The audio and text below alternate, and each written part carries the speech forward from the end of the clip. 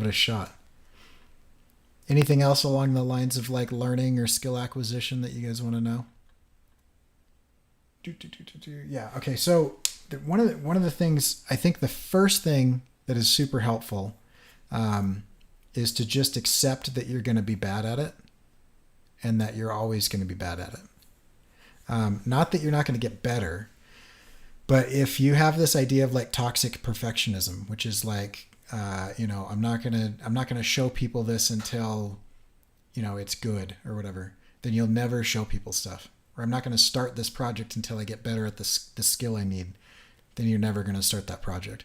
And what you'll find is as you go down that road and you get better and better and better, there'll be people behind you that are looking at you going, oh, I'm not going to do anything until I'm as good as him. But as you go down that road, your ability to see the nuance of quality will increase. And so you'll see people ahead of you that you weren't even able to comprehend the levels at that point, but you go down, so if you're at 0 and you move to like level 3, now you can see past 3 and you can see to like 6, but you can't really see to 9. And so then you move a couple more steps and you can see to 9. Right. And so what you have to realize is that the main thing about being a beginner is that by definition, you're incompetent. And there's a great quote from Seth Godin from The Icarus Deception, which is a good book that I recommend for everybody to read, where he says the thing about learning something new is that you become momentarily incompetent because you're new, right? And we hate that feeling of being competent, and so oftentimes that stops us from doing what we need to do. And so I think that's step one. That's one of the most important things, is becoming comfortable with being bad at it. And just accept that, right? And just think of like, this is always the example I give, but just think of like when you see like a little baby learning to walk.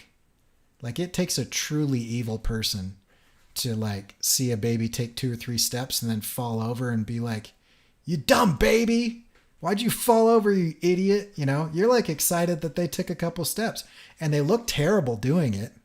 Like when my daughter was like really young, we had some friends that had a kid that was learning to walk, and she was trying to articulate, in her like 4 or 5-year-old way, like, is he gonna like get better at this? Like he looks weird. They like stumbled. We even call that stage of life toddlers, because they toddle, right? They're terrible at walking, right? But everybody's just like, oh, that's great, right? It makes sense to us that they're going to be bad at it because they're learning it. Anyway, my daughter said to this mom, so is Liam gonna ever walk like a human? And it's like, it's funny because from her perspective, she wasn't used to like, this is like a stage in life. And so if you can come to accept the fact that you're not going to walk like a human at first, right? You're going to toddle, you're going to look goofy, it's going to be clunky and weird. There's going to be like I don't even know how to teach somebody to walk. You know what I mean? Like, it's just like, I don't know, just figure it out. You kind of like pick them up and like, you pick them up and kind of like lock your knees, dude. I don't know, move your feet forward, kind of push them a little. I don't know what to do with it, right? Eventually they figure it out. But like I instinctively know how to walk myself. Like there's nuance. Like I don't toddle around without bending my knees. Like when I go up and down the stairs, everyone in the room doesn't get a heart attack because I look like I'm about to fall the whole time. You know what I mean? There's some level of nuance and ability that we've all gained in that skill. But it's really hard to articulate that. But there are people out there that not only do they know how to walk, but they've like studied the mechanics of it. They have degrees in how to teach people how to do this. And so you get like physical therapists, and there are people that are better than just the rest of us at that specific niche thing. And so there's different levels of doing things. So I'd say rule number 1, you gotta swallow your pride. You gotta get over the fact that, and accept the fact that you're going to feel vulnerable and look foolish as you learn something new. And I don't know when we lose that, but like kids do not care if they look like an idiot, because they're learning everything, and their rate their rate of learning is incredible, right? And I think a huge part of that, I don't think the only part of it, but a huge part of that is that they're okay, like looking like an idiot. They're not even aware. Like you've got at certain ages, they'll run around like stark naked in public and they don't even know that they should be embarrassed about that. Right. And so that's like one of the things that I think as adults is way harder for us is like accepting the fact that it is okay, acceptable, and expected to like be bad at something when you're starting out at it. So you start out and it's okay to be like, this is the best I've got, you know? And there's that quote from Ira Glass in This American Life that talks about the gap. I'll pull that up. I'll pull that up and read it later. But at the beginning, you're going to be dissatisfied with the work that you make because your taste far exceeds your ability. And that gap is okay. Like that gap is useful. Like if you think that you're good at something when you're just starting out, you're probably deluding yourself. And that's not a good state to be in because how do you know to move forward and get better if you have no idea what's wrong? Or if you're totally satisfied with it. And so the second thing along these lines is you need to become comfortable with the fact that you are never going to be satisfied with what you make or where you're at. And that if you do become satisfied with what you're producing, that's the day that you stagnate and become irrelevant. And so the creative path is not a fun path. It can be enjoyable and it's very fulfilling, but oftentimes it is hard. It is a struggle because you have to constantly be vulnerable, iterate publicly, risk looking foolish, and you're never really happy with what you're producing. There are times when you're like, oh man, I think that one's pretty good. And I actually measure how good something is that I create based on how long it takes me to hate it. And if I hate it within like a few minutes or a couple hours, that's kind of on par. You know, if I like it for a couple days, that's a pretty good one. And then every once in a while, I'll hit something where, you know, a year later, I'm like, yeah, that's still pretty good. I was listening to the 3 Point Perspective podcast, 3 professional children's book illustrators, and they were saying, how often do you make something where you're like really happy with it? And these are guys that produce work every day. They're doing hundreds of images a year. And all of them were like, I'd say once or twice a year, I probably make something that I just don't hate.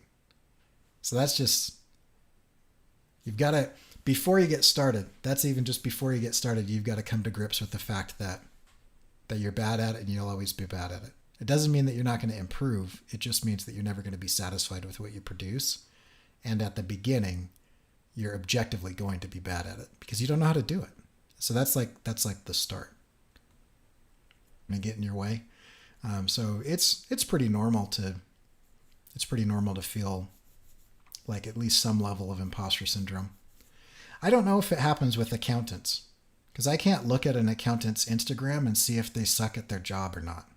You know what I mean? Like everything that we do is like really obvious because it's visible and everybody has eyes and everybody has an opinion of what they see. And so we're much more publicly, visibly vulnerable than a lot of occupations. And so at least from what I understand, at least everybody in the creative field, not everybody, but I mean, most everybody experiences imposter syndrome. So those feelings of vulnerability and those feelings of being outclassed and those feelings of like everybody else is better than me and I'm the only one who's faking it, those are pretty normal. And I don't really know that they go away. Okay. So that's kind of the first thing. Any comments on that? You guys excited to look foolish and be vulnerable? I guess it's the only way to get better. So very dismal beginning. Yeah. And I think it's kind of helpful, but yeah, it's not, I think there's a reason why there are fewer creatives in the world than there are people that choose to do other things, is because you have to make that sacrifice, you know, Like you've gotta be willing to do what it takes, and a lot of people aren't. So another time, and let me see if we can do this, and let's see if it'll work. Okay, can you guys see my? Yeah. You can see this. Okay. Yeah. All right, great. And then let me change colors here. So what I was talking about before is like here you are, right? And we're starting out in life, and you're seeing all these people over here that are making incredible work, and you notice that there is a gap. Now most people they see this, and they decide that they want to go do something else. That's the choice that they make, is like, that's disappointing, right? And then the people that stick around, they actually get really frustrated by this gap. They want to close it. They want to move in this direction, but they don't really know how to move in that direction. And so I've got a simple formula. You take a look at this, and then you look at the work that they're producing, and you ask yourself two questions. And those questions are, what are they doing that I'm not doing? And the other question is, what am I doing that they're not doing? And so you basically look at like, what is happening to make this good, right? Your instinct is telling you that you like their work and that it's good quality work, but you don't exactly know why. And so you say, what are they doing that I'm not doing? What am I doing that they're not doing? And be very specific, right? And so this is where like doing reverse engineer stuff, like you take it and, and they've got some image or whatever. Here's where I've got to be very careful, because a lot of people will misunderstand what I'm about to say. Recreating other people's work is a great way to learn, but you never want to do that publicly. So that's something that you do and then light it on fire, because the act of doing it is super helpful, but you would never pass it off as your own.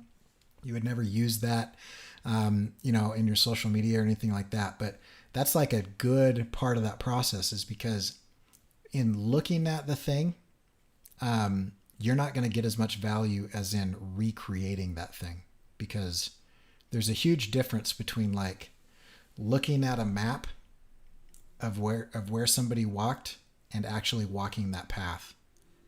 I mean, you're going to have those experiences and have those revelations and really study what the difference is. And I have a sketchbook where I have like looked at really, really good comic book art and then tried to recreate it. But I never show that publicly because it's not my work. But it's a great part of the learning process. Another thing is to reverse engineer stuff. And I teach this in class, but to take professional work and to articulate why it is professional. Like, what are the principles that they're following? What are they doing? Those type of things will really help you close that gap. And it'll help you identify what it is that makes that look good. Like, what is the difference between something that is okay and something that is really good? Because it's easy to say, what's the difference between something that is, garbage, dog meat, trash fire, and something that's really good? That's not hard. But if you can identify the difference between good and great and articulate that, that'll lodge in your brain. And so that's kind of that understanding what that gap is. That's really important. And I would say the way that social media has trained us to understand what's going on is really bad. There's a lot of tutorials out there.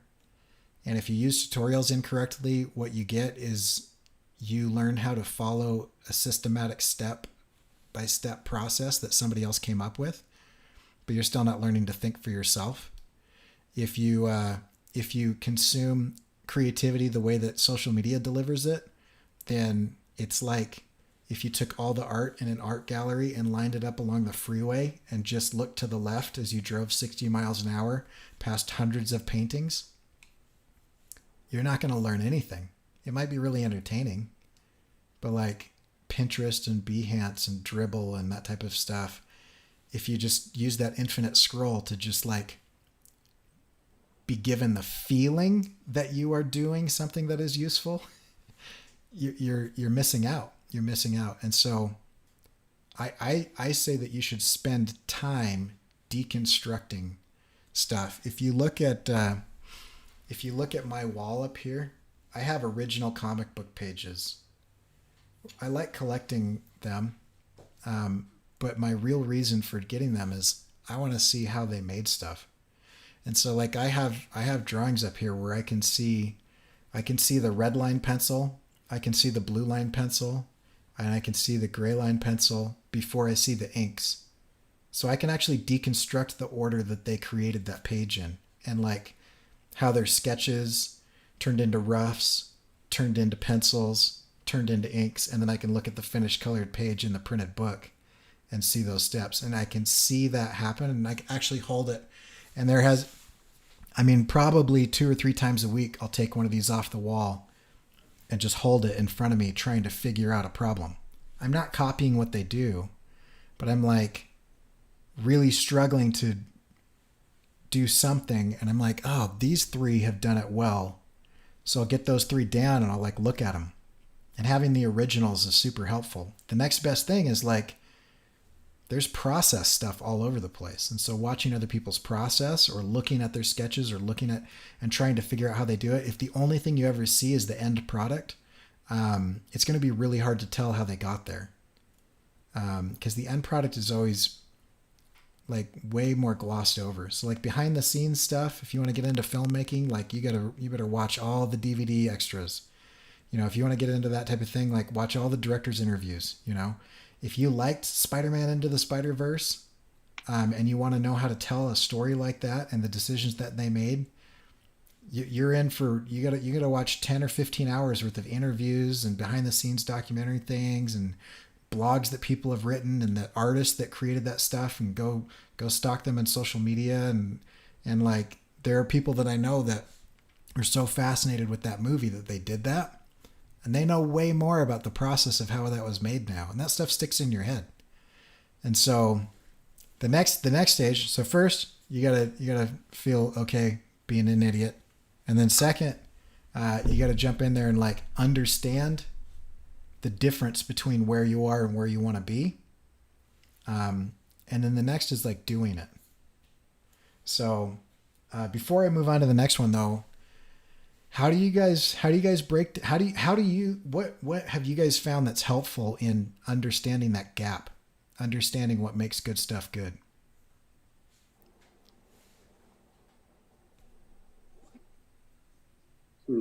I don't know. I think, especially when you look at professional work, you you connect with it better, I guess. And so like I look at a lot of like character illustration and things as well. And there's just certain things that professionals do that make it look quality better, or their style is something that connects with the viewer better, kind of thing.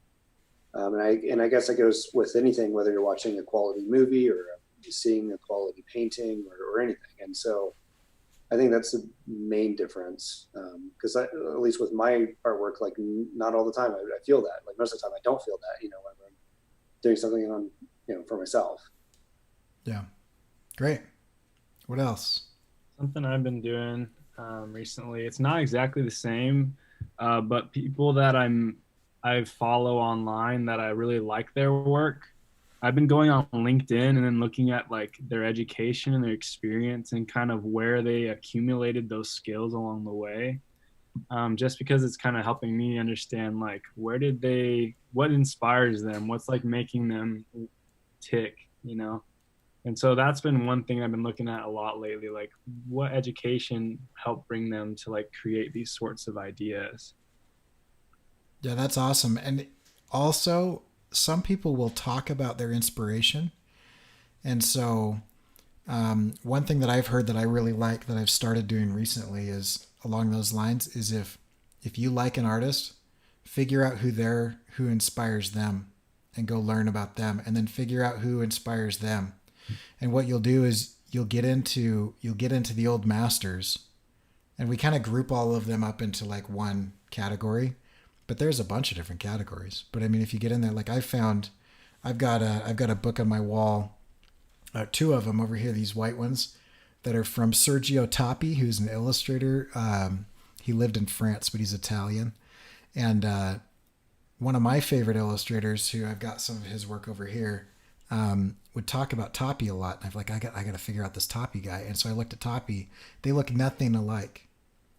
But once I started digging in, and I'm like, how is he inspired from this guy? Because they're so different. I really started understanding both of their work better because I was like trying to find the connections and trying to find the inspiration. So I like that a lot, is looking at that and just like, how did you get to this point? Because nobody just woke up and was like, I'm good at this now. So that's a great one. What else? Something that I've been doing is like I'll find people's work that I like on Dribble or whatever, and then I'll kind of compare it to stuff I make, and I've never tried to like completely remake something like exactly what they do, but like I'll try, like I'll have a project for school and I'm like, I'm going to do it in this style of this person, and I'll try and like take apart their style and see what's the same between mine and theirs. And like as I try and like duplicate their style into my work, I notice a lot of the small things that make their work better that I don't know is good for mine. A lot of it's not like hard things to do. It takes talent. It just takes like knowledge.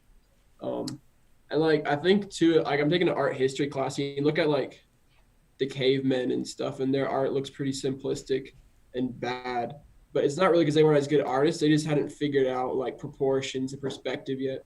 So a lot of like us, I feel like it's not because we're not good artists or creators. We just haven't learned a lot of those little like tricks and tips of ways to make things look better. Yeah, and they didn't know how to see things. Yeah. I mean, we're standing on the shoulders of giants, and so like perspective makes sense to us because somebody already figured that out, and so everything that we look at already has it. But back then, like they were the first ones doing 2-dimensional representations of 3D life, so they didn't even have the visual lexicon to be able to do that. Okay, so let's talk about the next things. I want to talk about two things here. One is what I do, which I find really helpful, and one is things that I've read about that I think can be pretty beneficial based on the research. And so, one thing that I think everyone should do is use projects with deadlines to learn. And so if you want to figure out how to do something, I think some of the worst advice that you could possibly follow is some advice that I got early on, which is don't start your project until you know how to do all this stuff. And I think that's terrible advice. I think you should say, I want to learn how to do this, so I'm going to pick a project that requires me to do that thing. And then you jump in and you have to figure it out. So you want to learn how to draw. The worst thing that you can do is spend all of your time just drawing things that you like, because then you're going to get, I've got a buddy who is a phenomenal artist who can only draw people, but he can draw people super well. But I was talking to him and I said, hey man, why don't you get into comics and like do this? I mean, you've got the chops. You're just as good or better than a lot of the pros. And he was like, because I don't know how to draw an office telephone or a desk. He's like, I can draw Batman really well, but I've also got to figure out how to draw Bruce Wayne's life, like what his bookcase looks like and his chair. And I can draw people really well, but I can't draw their environment. And so he just spent his life drawing the thing that he liked, but he's never taken on like a project that required him to figure out how to draw an office phone on a desk in an environment like that.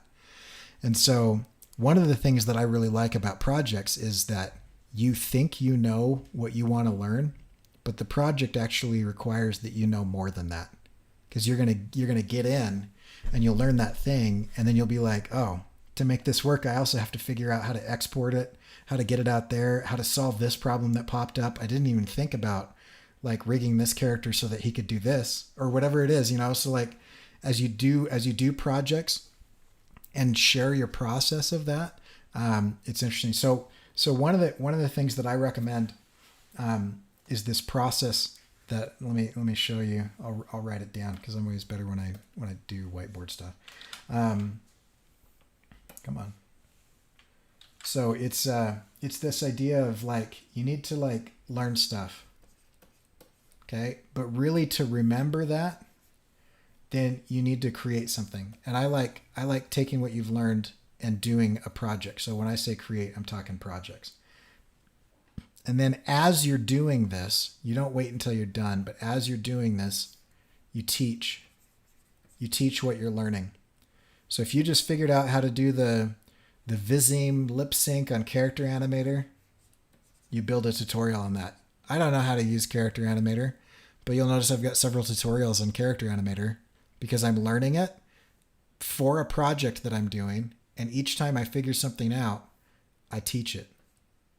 And the reason for that is that the teacher always understands more than the students, because there's a difference between understanding something, being able to do something, and being able to articulate that thing to someone else so that they can understand it. Those are different levels of knowing. And if you can get to the point where you can teach something, then you're going to remember it and you're going to know it deeper, because in teaching somebody else, they are going to experience it differently. It engages a different part of your brain, and you understand more about that thing than you did when you could just do it. And the thing about creating and making stuff is that I can go in and I can understand all kinds of things, but that is way different than getting that down into my muscles, right? Getting that down into my fingertips so that my hands can actually do that thing. Okay. And then you learn something else. This cycle, I don't know what I should like name it or something, but this cycle is the key to my success. If I've ever learned anything, it's because I learn it until I understand enough to get started. Then I put it into a project and I start learning everything else that I didn't even know I didn't know. And each time I hit a major milestone, I actively teach that to somebody, whether that's a video or whether, I mean, I've got several apps where like Voxer or Marco Polo or whatever, where I've got other artists, other professors, other people. And the majority of the time, it's just me and Libert and Rognan and Malam and whoever else like getting on there and being like, hey, check this out. I just figured this out. Like, I understand a ton about VR, AR, 3D rigging, just from listening to Libert tell me like, hey, I just learned this thing. And it's not something that I'm interested in right now, so I'm not applying that to projects, but like I have built around me a network of people that are just excited to share what we're learning with each other. And so this cycle is super important. And this whole create thing, these are projects and these are public projects. And so I think that's really important. And then along those lines, I would develop a habit of iterating publicly. And so if you're in the habit of showing your unfinished work, and I actually just with Mike Emirates, I just did a video on this last week about how much you should show and the effect of that. There's a big range. Sorry. And for me, I share everything except the end of the story. So it's all out there, right? But I try to put it through a value filter. I mean, from a social media strategy, I try not to burn people out on like stuff that doesn't matter. So I try to keep it interesting. And for him, he only shares little bits and pieces because there's something called story energy. And I think there's two different personality types when it comes to this. Some people lose energy to tell their story the more they tell that story. And so, if you've got a great idea for a story and you tell it to somebody, your brain tells you, you've told that story. Good job. And so then you lose steam in your project. If you're like me, you're the opposite of that, where you tell the story more and you gain more momentum each time you tell it, because I get feedback. And so I can see when people get excited. I can see when they get sad. I can see when they get confused, and I can tweak my story each time. And so you kind of got to understand, like, as far as iterating publicly, like your personality, and tweak what makes you keep going, basically what makes you stay motivated and improved. And for me, it's kind of it's a very public process, because I'm a very collaborative and social creator. And so I don't do well in isolation. And other people, they're like, if no one ever talked to me again, I would be so happy, and then there's a big range of people in between. And so wherever you are in that process is like, you've got to figure out what works for you. But personally, I feel like if you're doing a project, you need to state publicly that you're doing that project, and you need to build in some sort of accountability triggers, so that if you don't hit a deadline, people know, because that will keep you going. If you want to work out and you just think in your mind, I'm going to work out, you might do that for a few days, but it'll go away. Right? But if you say, hey, Nick, let's meet every day and we'll go to the gym, right? Nick is going to know if I blow that deadline, because I will physically not be there, right? I've made plans with somebody, and in the back of my mind, I'm like, I don't want to work out today. But then the next thought is going to be like, yeah, but Nick's expecting me to work out. Like he's expecting me to be there. I've made a commitment to another human being. And you've got to be a real jerk to blow somebody off like that. And so you can do that creatively too. That's why I like the 48-hour art check. I started that with Josh Kemble, because we were both working on long form projects, and we said, man, we're losing steam here. And we said, well, hey, let's just check in. Let's just check in every couple of days. We scheduled a time where we would check in and say, this is what I got done. This is what I plan to get done by the next time. And I'll tell you, more often than not, I hit like 8 or 9 o'clock at night and I'm like, I'm out of gas today. And then my next thought is, but I've got to check in tomorrow, so I got to get something done. And so it's not like I have this magic wellspring of motivation that comes from nowhere. It's that I've built systems in my life that keep me motivated when I don't feel motivated. And the only thing about motivation is it only stops you from starting. Once you start, you're fine. Once you sit down and you start the work, it's easy at that point. It's actually just sitting down and starting the work. And so if you have like, a motivation partner, if you guys want, there are other people, there are other students that have gotten together in these little 48-hour art check groups, and they're doing great. They keep each other accountable. It's a good idea. Something, little communities, little groups where you're checking in, and it's got to be with people that you respect and people that are going to call you out on your crap. Not in a mean way. I probably wouldn't be part of a group where people were like mean about it or where it got weirdly competitive. But like Josh, Mike, Scott, those guys that I check in with weekly, they know what I said I was going to do, and they know when I don't do it. And like, I respect them as professionals, and I don't want to let them down. And so if it's 11:30 at night and I haven't done what I said I was going to do, and I've got to report in tomorrow, that's all I need. So any comments on that? What do you guys do to stay motivated there's all kinds of crap going on right now. The world's ending. People are dying all over the place. People are losing their jobs. It's really hard to be creative right now. If you've got even the tiniest bit of anxiety or depression, like, it's getting amped up right now. So what are you guys doing to go above and beyond and even just a little bit make more than you're required to make? Any systems or practices that you guys have developed?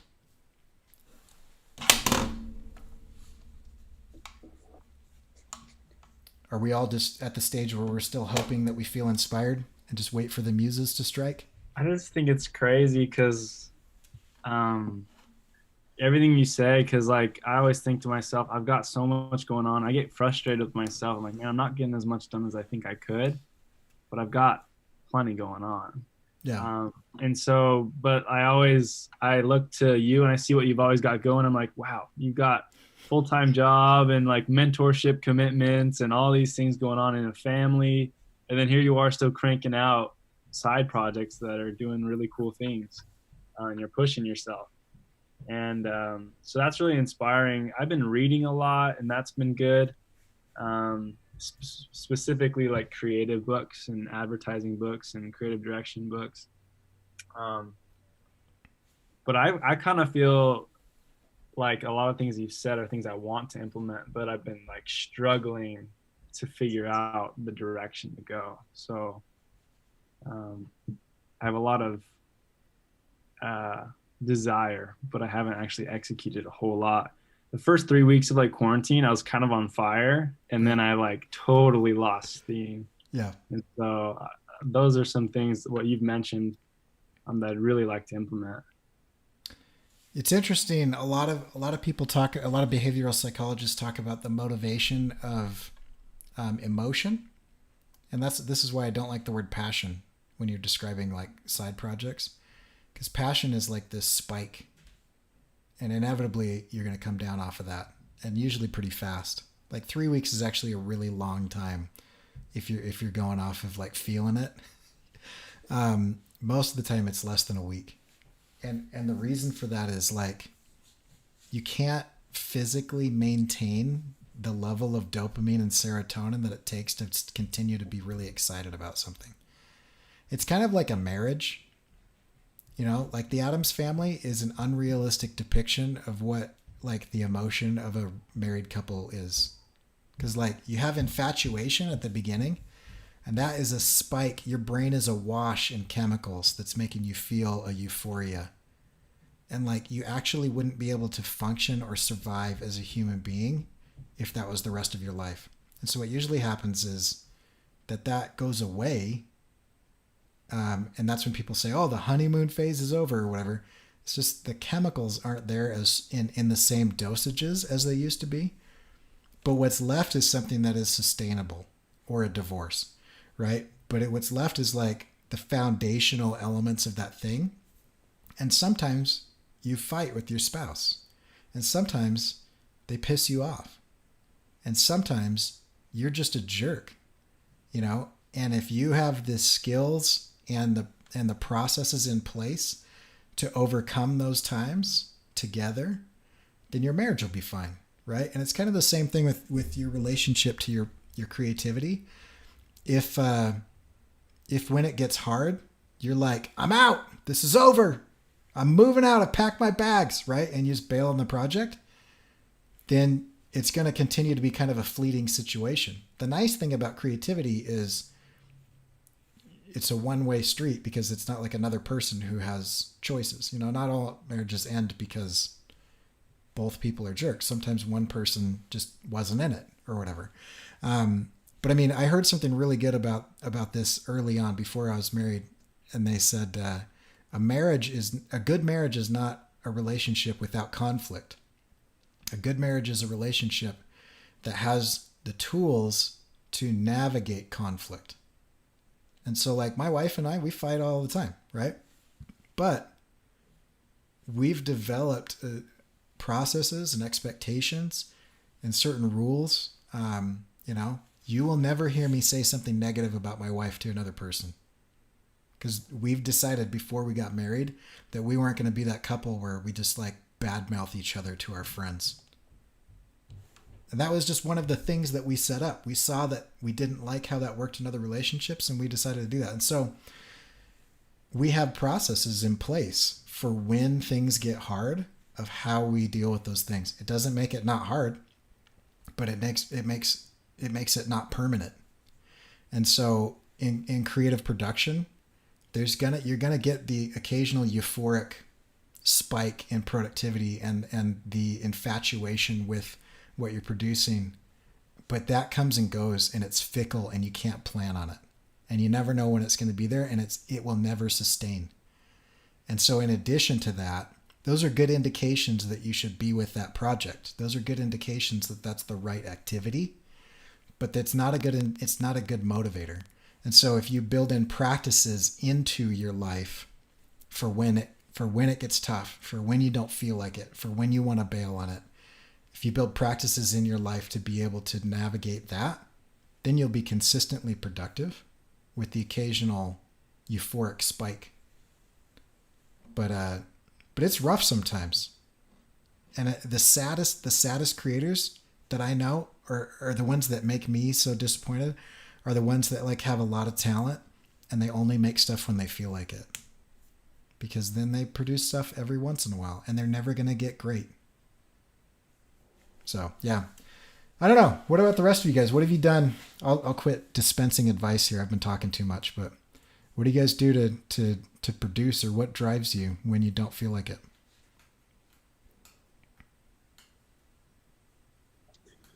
I try and find like people I like's work, and then that kind of motivates me to do better and to try new things, try a new style. Because sometimes I'll get like bored of doing one style or whatever.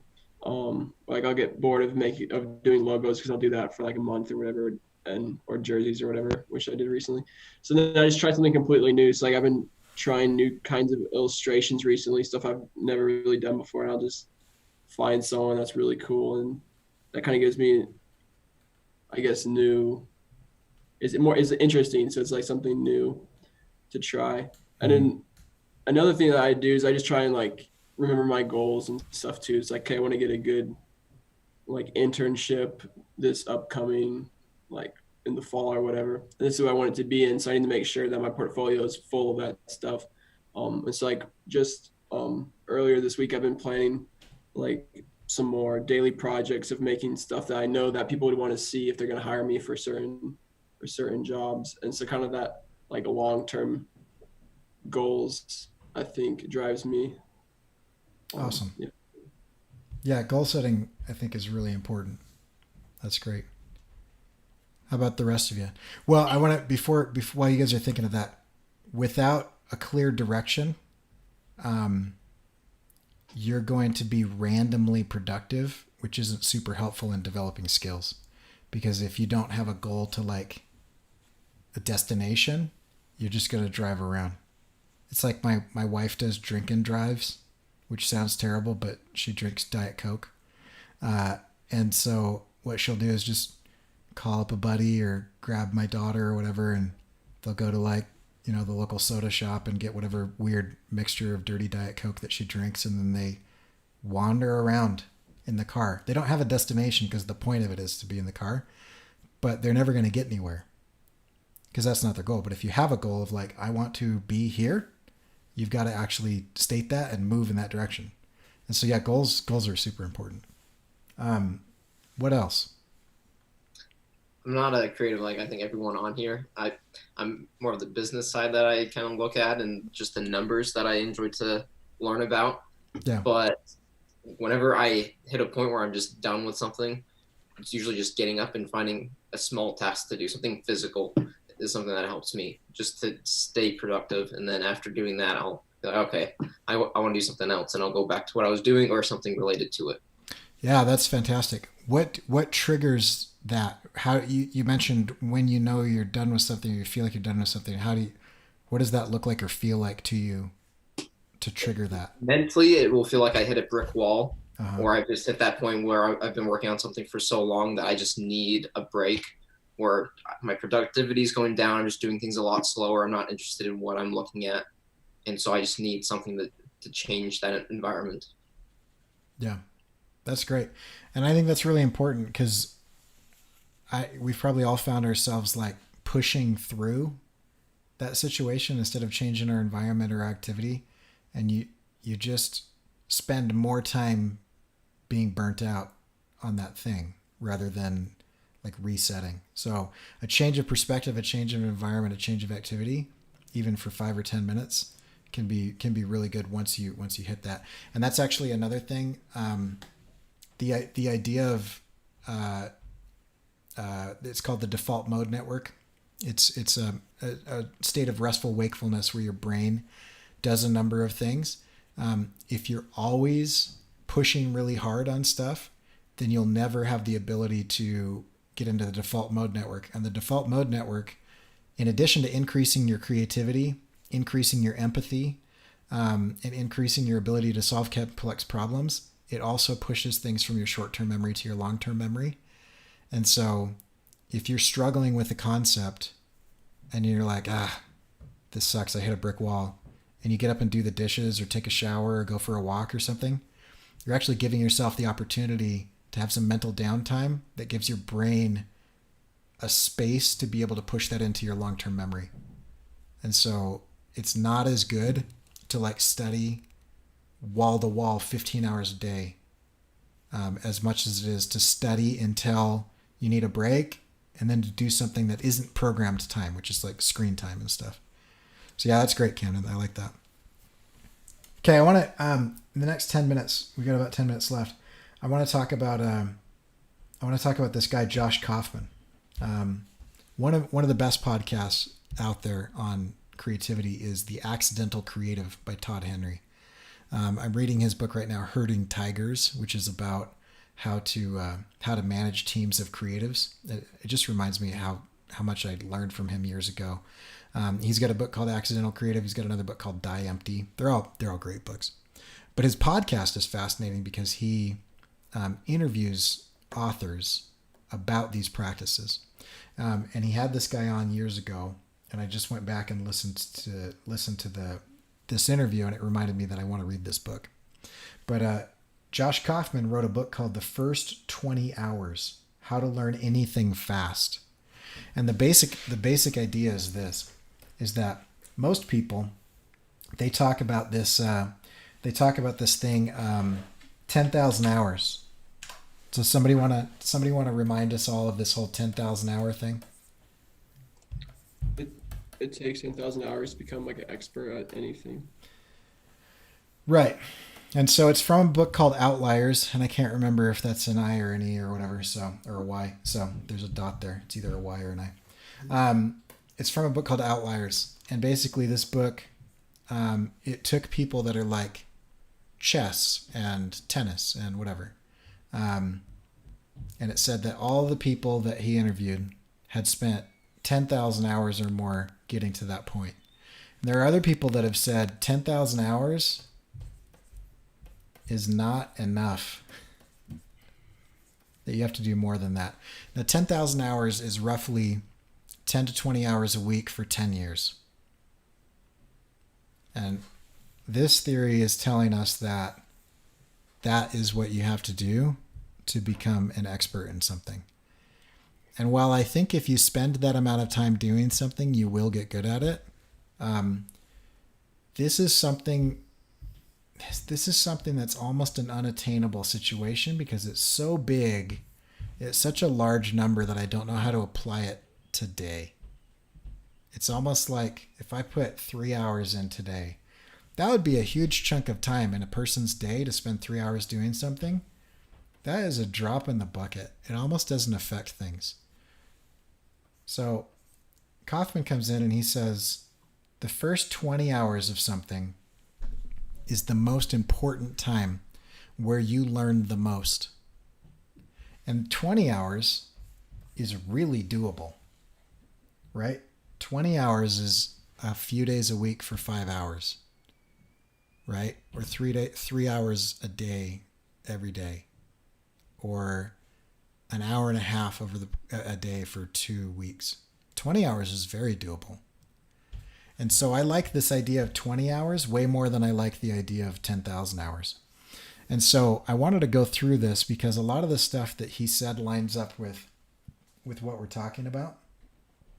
But he said, the first thing that you want to do, if you want to learn like coding, right? I want to learn how to code. That might take 10,000 hours to do that. Because coding is actually a bunch of skills. It's like saying I want to learn how to illustrate. Well, illustrate what and how and with what tools? There's a ton of stuff that you need to know. Or I want to learn how to work with clients. Okay, well, what of the hundreds of skills and situations are you talking about? It's too vague, right? And so what he says is you take it, and the first step is to deconstruct it. And so you've got this big giant thing. Well, break that up into little pieces, right? And as you break that up into little pieces, what you'll find is that some of these pieces are foundational or more important than other pieces. And so you take that one out, and you spend 20 hours doing this piece. And what he says is you can learn that piece in 20 hours.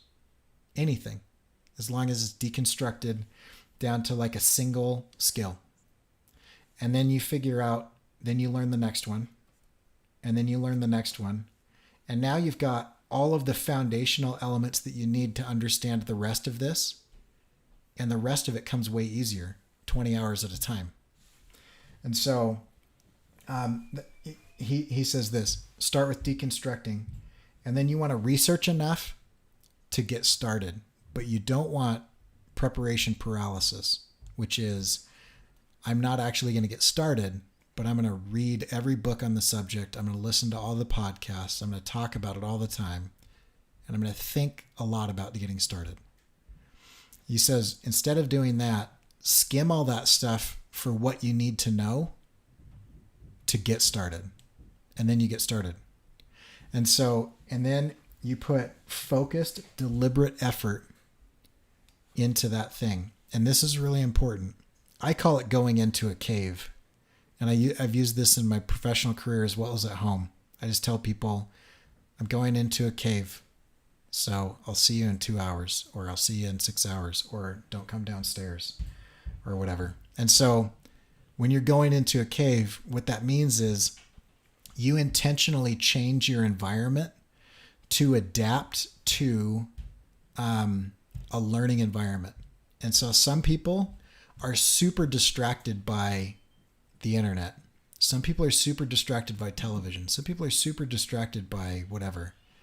Remove all of that. If you've got to turn your router off, if you've got to shut the Wi-Fi down on your computer, if you've got to like go into a different room, like you control the environment intentionally so that you have dedicated time. I call that carving out time. I carve out time and I create what that space looks like. Like I have a room in my home that is 100% dedicated to doing these type of projects. And it is a terribly laid out room. It has zero feng shui. It's got anti-feng shui. It's hard to even walk into this room because most of it is desk. I actually just redid it last night. And so I am now surrounded on 4 sides by surfaces that are productive. So I've got my artboard behind me. I've got an L-shaped desk on my left and in front of me, and I've got another desk on my right. And I scooted them all together so that I'm in this little productivity donut. I like actually can't get out of here without like scooting by everything in a really awkward way. It's actually really hard to leave. And that's intentional. Like I built this environment to be the cave that I go into. There's nothing else that happens here. No one comes and talks to me because there's nowhere for them to sit. Nobody bugs me. I've like designed a space where I can go to and do this thing. I know people that go to coffee shops where they don't know anybody. I know people that there are systems that you can build to do this. So you want to remove any distractions ahead of time, and you want to carve out time, and you want to let people know that that's the time that you're doing, right? And so you say, hey, I'm doing this, and people don't bug you. I even have a sign. This is probably overkill, but I have a sign that I hang on my door. It's like, don't come in here. It says on air, send message. And I turn everything off. And when I'm ready to receive messages, I turn those things back on. No one is paying me enough to have 100% access to my time 100% of my day. And so if I don't want to be notified at certain times in the day, I am not. And so that's kind of that. And then focused and deliberate. So kind of like Aiden was saying with goal setting, like you need to say, I'm focused on this thing and I've deliberately set out this course of action for this time. And then you go into your cave, you eliminate distractions, and you do that. I can promise you this. You take one of those two things. Either I'm going to start a project and I'm going to report to someone every other day on this project, share it publicly, and figure out whatever I need to figure out to get this project done. And I'm going to spend roughly 10 to 20 hours a week doing it. That's what I do. Or what Josh Kaufman is saying, which is you deconstruct something, you pick a task, you learn what you need to learn to get started, and you push hard for 20 hours to do that thing and then move on to the next one. Either one of those is going to have the same result. And the basic result is going to be you're going to spend a portion of your free time deliberately focusing on something where you've created an environment where you're going to get that done. You are going to be light years ahead of your competition. It actually happens really fast. I didn't start drawing until I was 32. And I got my master's in illustration from SCAD just a couple years later. And it was because I just said, I don't know how to draw. I'm going to start a comic book, because a comic book requires you to draw all kinds of different things, because you have to draw what the story demands, not what you want. And man, that comic book is ugly. It's awful. It's pretty bad. But I got 60 pages done over the course of 18 months. Pencils, inks, fully rendered colors. I got 60 pages of that comic done.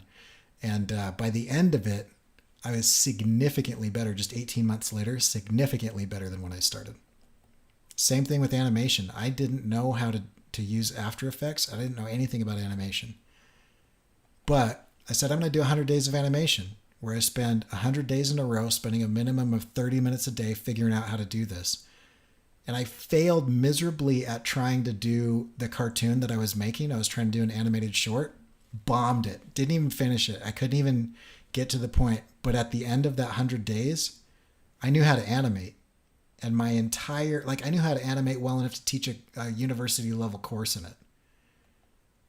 And so short periods of focused effort can level you up incredibly.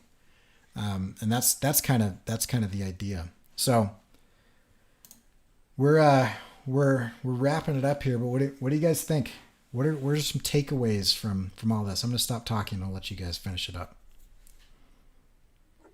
I just think actually creating a process is what's really important, because it doesn't matter how good you are or how good you want to get, you're just really not going to get anywhere without knowing where you want to go. So having that process, I think, is what I'm going to take away from this. Cool. What else? I think, like you said, you have the overall thing that you want to accomplish, but you got to break it down into something that's realistic, whether it's the amount of time that you need to break down to accomplish it or whatever it is, but you need to really focus in on one part of it and then take it like that. Yeah. Awesome. Yeah, I'm fascinated by the idea of taking your overall arching goal and then breaking it out into little pieces, and then that piece is the 20 hours. Mm-hmm. I'm fascinated by that, so I'm excited to kind of break down my goals a little bit into bite-sized pieces. I think that'll help me. Yeah, that's awesome. Okay, anything else? All right. You guys could get 20 hours in on something by the next time we do this. That would be cool. That'll be tight. We should do that. Who wants to commit to do that? We should follow up. Yeah, at the very least, whether we fail or whatever, I think we should follow up. I would love to do that. Okay. Spencer, what are you going to do before we meet next Friday?